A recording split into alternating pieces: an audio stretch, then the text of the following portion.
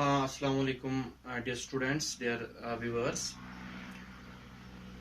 आज हम आपको पता ही है कि वैसे हम वाटर रिसोर्स आजकल पढ़ते हैं, तो उसी के कुछ टॉपिक्स हमने डिस्कस कर लिए हैं। तो बाकी कुछ टॉपिक्स रह गए हैं, उनको हम आगे ले जाने की कोशिश करते हैं। तो last time if you remember कि हमारा एक टॉपिक अधूरा रह गया था, जिसमें हम मल्टीपर्पज रिवर प्रोजेक्ट्स की बात कर रहे थे। उसमें हम मेरिट्स पढ़ रहे थे, तो वो मेरिट्स हम आज फिर से डिस्कस कर लेंगे। और वो मेरिट्स हम फिर से डिस्कस कर लेंगे कि हमने उसमें एक ही मेरिट पढ़ा था, तो बाकी जो मेरिट्स थे हमारे अधूरे रह गए थे। इंशाल्लाह वो हम इस टाइम में कंप्लीट करने की कोशिश करेंगे। तो सबसे पहला, quick recapitulate multipurpose river project. ये वो प्रोजेक्ट होता है जो बहुत सारी चीजों के लिए इस्तेमाल हो जाता है। हम एक बड़ा सा डैम बनाते हैं, एक बहुत बड़ा डैम बनाते हैं, छोटा डैम नहीं होता है। बार बार मैं कहता हूं कि एक बहुत बड़ा डैम होता है और इस डैम के अंदर पानी जमा किया जाता है,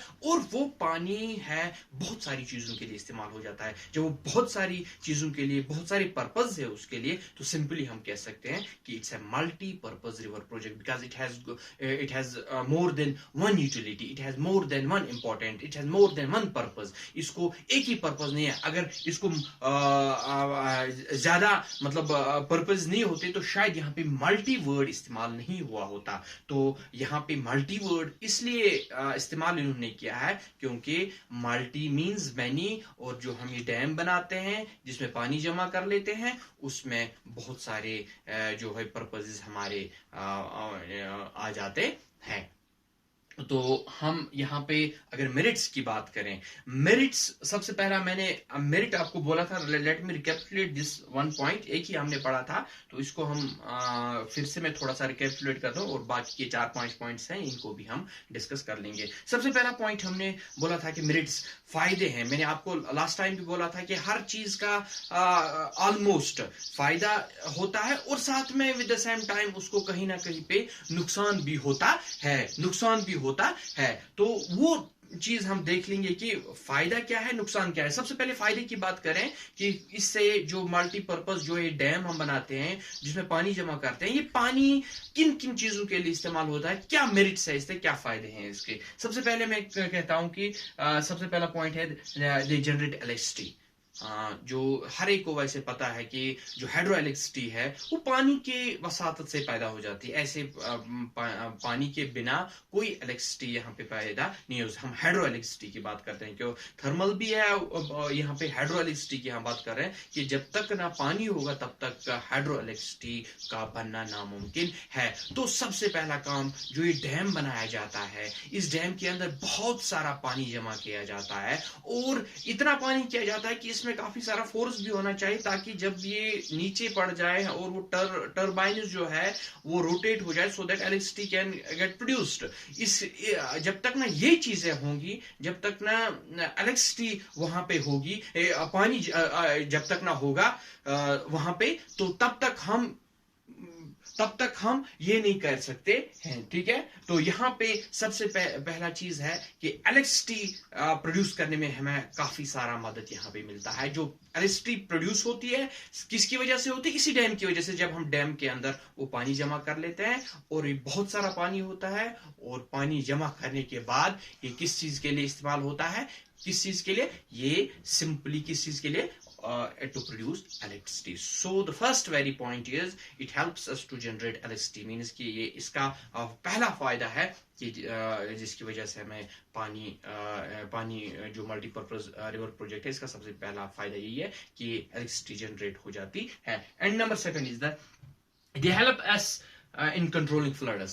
तो ऑब्वियसली एक बहुत बड़ा डैम बनाया जाता है, कभी कभार बाढ़ आ जाती है, कभी कभार फ्लड्स आ जाते हैं, कभी कभार बहुत सारा पानी आ जाता है अब्रप्टली, या सिचुएशन ऐसी हो जाए, क्लाउड बर्स्टिंग हो जाती है, या कुछ और प्रॉब्लम हो जाती है जिसकी वजह से बहुत सारा पानी आ जाता है, और जो रिवर की सतह है वो ऊपर चली जाती है।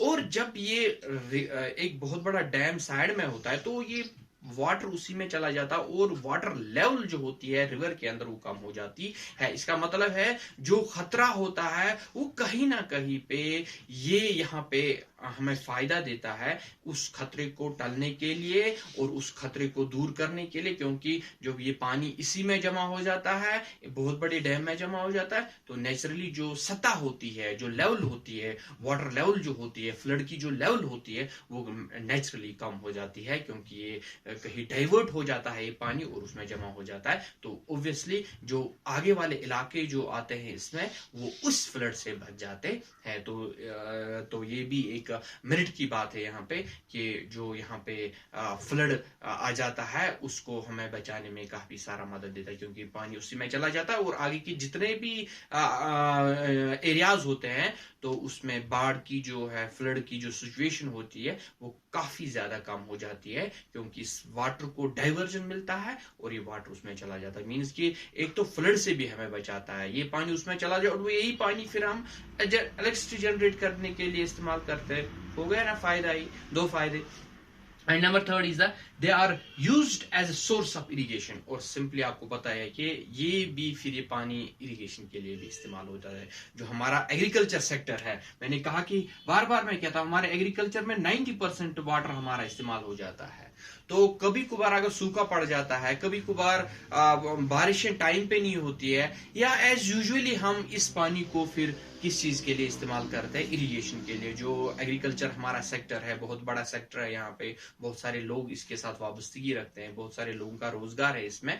तो उनके लिए फायदे की बात है कि एट दैट टाइम अगर ड्राई सीजन होता है या बारिशें नहीं पड़ती है, या एज ए नॉर्मल रूटीन हम कहेंगे, तो ये पानी as a source of irrigation भी इस्तेमाल किया जाता है। मीन्स कि ये भी फायदे वाली बात है। ये जो डैम हमने बना है, न कि इलेक्ट्रिसिटी प्रोड्यूस ही करता है, न कि ये फ्लड्स को ये हम कंट्रोल करता है, हम कह सकते हैं यहाँ पे ये सोर्स ऑफ इरिगेशन भी हमारे लिए कहीं ना कहीं पे काम देता है। And number fourth is that they help us to attract tourist. Obviously बहुत सारे लोग जो है इस वाटर बॉडीज की तरफ जो है ना अट्रैक्ट होते हैं। बहुत सारे लोग जो होते हैं जो अट्रैक्ट होते हैं, जो इस वाटर बॉडीज की तरफ ज्यादा जिनकी दिलचस्पी ज्यादा होती है, तो बहुत सारे टूरिस्ट ऐसे होते हैं जिनको अट्रैक्ट किया जाता है। ये डैम, बड़े बड़े जो डैम बन जाते हैं, तो वो लोग वहां पे देखने के लिए आ जाते हैं, और सिंपली हमारा कंट्री का जो है दो रेवेन्यू भी बढ़ जाता है। तो मीन्स की कहीं ना कहीं ये एक रिक्रिएशन के तौर पे भी इस्तेमाल किया जाता है, मगर विद द सेम टाइम एक तो रिक्रिएशन भी हमें मिलता है,